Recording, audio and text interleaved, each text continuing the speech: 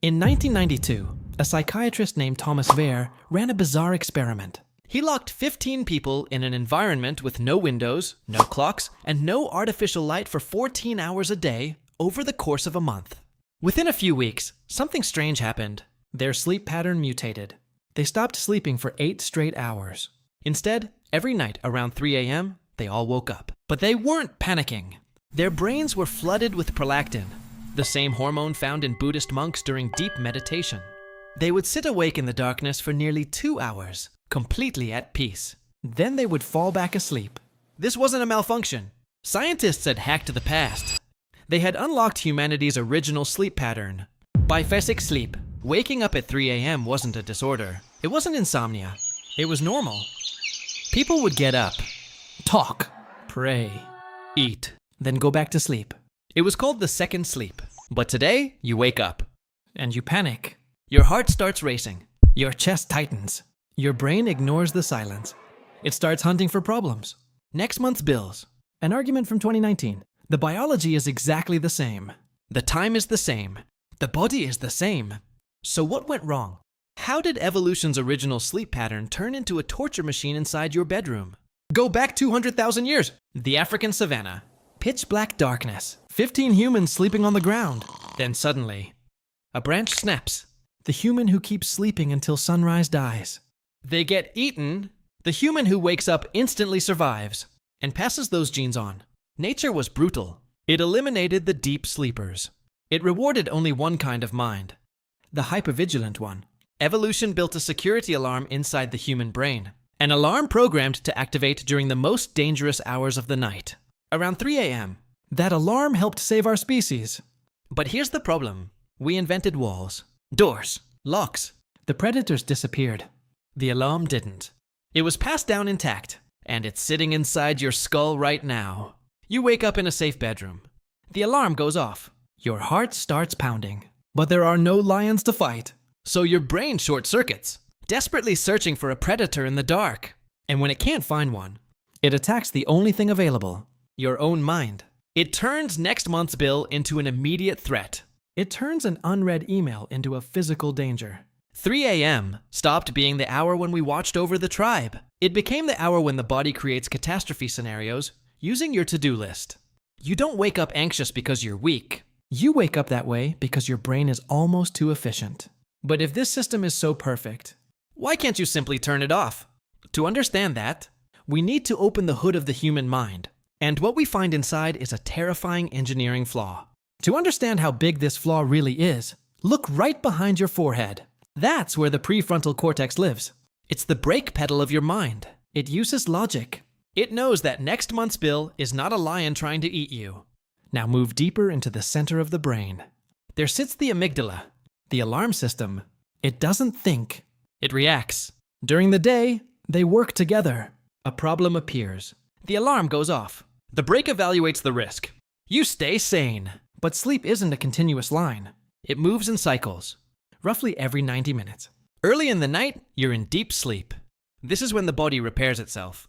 But somewhere around 3 a.m., the game changes. You enter REM sleep. You dream. You process emotions. And this is where biology takes over. To process dreams, the brain turns down logic. The brake gets unplugged almost completely. In 2007, researchers at Berkeley demonstrated this.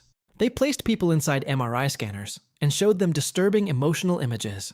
In sleep-deprived brains, the amygdala didn't just react. It exploded. Its response became more than 60% stronger. But the most important discovery wasn't the increase. It was what disappeared. The neural bridge between the alarm and the brake was gone. The physical connection had been severed. When you wake up in the middle of REM sleep, the alarm takes complete control. Alone. In the dark. Without logical supervision. But why specifically 3 a.m.? Why not 1 a.m.? This is where the third villain enters the story. Your own chemistry. The human body runs on a strict 24-hour internal clock. At midnight, your stress levels are at their lowest. It's the biological low point. But somewhere between 2 and 3 a.m., the system shifts. Your endocrine system begins preparing for the day ahead. It starts pumping cortisol into your bloodstream, the hormone of alertness and stress. The peak of this process arrives quietly between 3:40 and 3:45 a.m.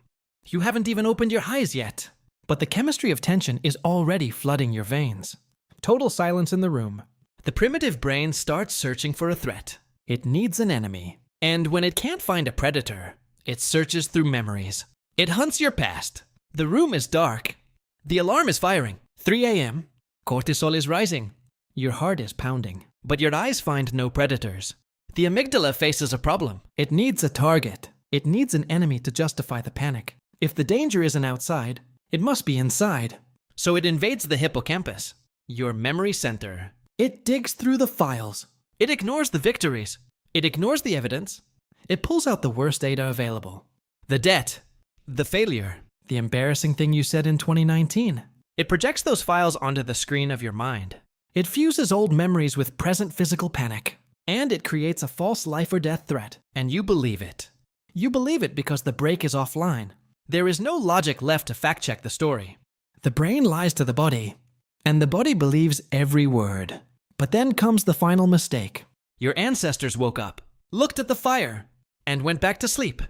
You wake up and reach for your phone. The screen lights up. Blue light hits the retina. The optic nerve fires a signal. The pineal gland shuts down. Melatonin production collapses almost instantly. The brain receives a chemical message. The sun is up. The day has begun. But the clock says 3:15 a.m. Now, two systems go to war inside your bloodstream. Extreme fatigue demands sleep. Artificial light and cortisol demand action. The body gets caught in the middle. The brain enters an endless loop. The same bad memories. Again, and again, and again. The result isn't simple insomnia. It's a biological hack. You turned a 10-minute wake-up into a 3-hour torture session. We treat the middle of the night like a disease. We take pills. We play white noise. We try to fix the mind. But the mind isn't broken. The environment is. 200,000 years ago, waking up at 3 a.m. was brilliant engineering. The tribe slept together. If one person's alarm went off, everyone woke up. The danger was real. The fear was shared. The response was collective. The panic had somewhere to go. You removed the tiger, but you also removed the tribe. You isolated the human body, and now you expect Stone Age hardware to process modern problems. A debt, a rejection, an unanswered email. You forced the brain to do it alone, without the social safety system it was designed for. Your insomnia is not a psychological collapse. It's your biology executing a perfectly designed piece of code.